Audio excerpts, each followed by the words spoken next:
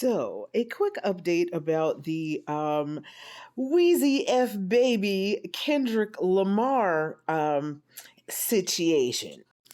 So, of course, Lil Wayne had a bit of a tizzy fit after Kendrick Lamar was tagged to perform at the Super Bowl halftime show, February 9th, 2025, New Orleans. I will be in front of the TV. Anywho, Joe Budden went on his podcast. Well, let me back up a little bit. Of course, Kendrick dropped G and X, and on the lead track on the album, Whacked Out Murals, he addresses the Lil Wayne situation real quick. It wasn't a diss. He just said he feels that his hard work let Lil Wayne down. Fast forward, Wayne goes on Twitter saying, "Let this sleeping giant lie, blah, blah, blah, blah, blah." Has a little bit of a meltdown because he felt that the Super Bowl was taken from him, even though it was technically never his in the first place. And a lot of us had something to say, myself included, because this sense of entitlement just didn't sit right with a lot of us. Well, Joe Budden went on his podcast and said, "Oh, well, Wayne got in the booth because he tried to call Kendrick and he couldn't reach him. So now he's going in the booth." So everybody was expecting a diss track, which is kind of off brand for Wayne because he's not exactly a battle rapper.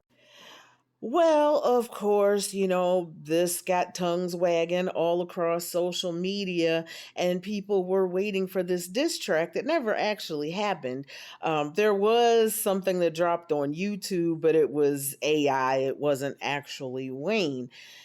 Anyway, there has been an update. Now, if you know anything about Kendrick and how, he lives a very, very private life, and it is very difficult to reach him on the phone. He has stated that sometimes he'll go months without answering his phone. So the story about Wayne calling him and not reaching him was probably true. However, there has been a twist.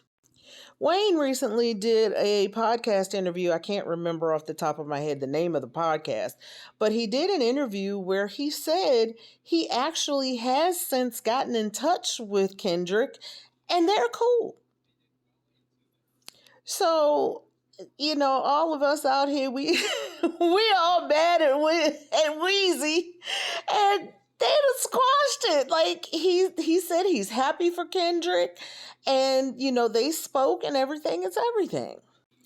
Now, apparently, the tweet that Wheezy sent out wasn't in reaction to Whacked Out Murals itself, because he hadn't even heard the song yet. He literally had not heard the song. He was reacting to what people were telling him. And people were telling him that, "Oh, Kendrick dissed you and blah, blah, blah, blah, blah." So that's why he reacted with that tweet. But it's kind of funny. You know what? This is why you don't listen to anything secondhand. If I don't hear it straight from the horse's mouth, I ain't going to believe it till I hear it straight from the horse's mouth. Because this is how folks get hurt. Believing everything you hear, and the folks bringing it to you don't even have the story straight.